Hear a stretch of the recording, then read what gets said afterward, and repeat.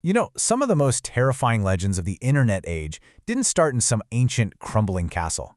No, this one started with an eBay listing. This is the story of a haunted wine box, a Holocaust survivor's terrible secret, and a single warning that once it was ignored, unleashed an absolute nightmare. Think about that for a second. Those were the chilling words from the granddaughter of a woman who had spent her entire life, we're talking over 60 years, guarding this one box. She was desperate to make one thing crystal clear. Whatever was sealed inside had to stay sealed. And this is where our story really kicks off, with that warning being completely, totally ignored. It was just a single, fateful decision that would set off a chain reaction of unexplained and, frankly, terrifying events. Okay, so let's set the scene. It's 2001 in Portland, Oregon. An antique dealer named Kevin Mannis is at an estate sale and finds this old, kind of interesting wine cabinet. He learns it belonged to a 103-year-old woman named Havela, who was a survivor of the Holocaust. To Mannis, it was just a piece with a bit of a story. He had absolutely no idea what kind of story he was about to become a part of. The granddaughter's warning couldn't have been more clear. You must never, ever open it. But, you know, curiosity is a powerful thing. Mannis, seeing just a wooden box, decided to ignore her plea. Within 48 hours, he pried open the doors. And what happened next? Well, that's what would transform this simple wooden cabinet into what many people now believe is the most haunted object in the entire world. So, what was actually in this thing? The contents were just bizarre, and so specific. You had 2 pennies from the 1920s, 2 locks of hair, one blonde, one dark, that were bound together, a strange little granite statue, a wine cup, a dried-up rosebud, and this candlestick that had octopus-like legs. I mean, these weren't just random trinkets. This felt like a collection of items placed there with a very deliberate purpose. But before he even saw any of that, he was hit by a smell, a totally impossible combination of cat urine and sweet jasmine flowers. It was this jarring, unnatural scent that immediately told him something was deeply wrong here. The effect of opening that box was immediate, and it was just devastating. First, Mannis gives it to his mother for her birthday. Just hours later, she suffers a massive stroke, and the only word she could get out was hate. So then he gives it to his sister. She brings it back within a week, saying she was being plagued by these horrible nightmares. Every single person he gave it to brought it back within days, begging him to take it away. But here's where it gets truly unsettling. It wasn't just that they were having bad dreams. Every single person reported the exact same nightmare. A terrifying old woman, a huge looming shadow figure, and that impossible smell of jasmine and cat urine.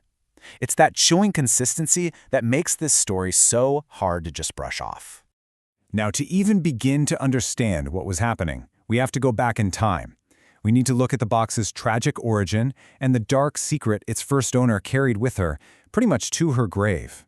So the object eventually came to be known as a Dybbuk box. Now, what even is a Dybbuk? Well, in Jewish folklore, a Dybbuk is a malicious, dislocated spirit of a dead person that clings to the living. It's an entity that just refuses to move on, and it's driven by this need to cause suffering, basically a wandering soul looking for a body to inhabit. According to her family, Havela believed she'd actually encountered a spirit just like that. As a young woman back in 1930s Poland, she and her friends held a seance, and they believed they summoned something awful. To contain it, Havela supposedly performed a binding ritual, trapping this malevolent entity inside this very wine cabinet. And then, history intervened. Havela's entire world was destroyed in the Holocaust. Her family, her friends, her community, all gone. Yet somehow, she survived. And through all of that unimaginable devastation, she carried this box. It was the one thing she brought with her to America. A dark secret she would guard for 60 years, absolutely terrified of what would happen if it were ever opened. So, after Mannis's terrifying experience, the story of the box finally escaped into the wider world, and right away, a fierce debate began. Was this a genuine paranormal artifact? Or was it a masterfully crafted internet hoax? Terrified and completely unable to get rid of the box, Kevin Mannis did something pretty unusual back in 2003. He listed it on eBay. But the description wasn't for some antique. It was a desperate, detailed warning. He laid out everything: his mother's stroke, the shared nightmares, all of it. In the early days of the internet, this raw, terrifying story just exploded, becoming one of the first true viral horror legends. Now, the winning bidder was honestly the perfect person to debunk the whole thing: a skeptical museum curator named Jason Haxton. He wasn't a ghost hunter. He was a methodical researcher who wanted to expose what he thought was a hoax. But as he started his investigation, the investigator became the next victim.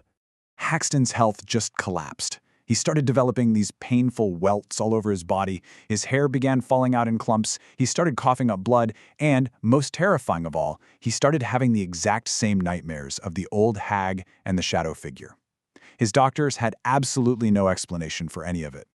So, what's the truth here? I mean, the believers, they point to the evidence, the impossibly consistent nightmares, even for people who weren't told the backstory, and physical symptoms that doctors couldn't explain but that vanished after a rabbi sealed the box.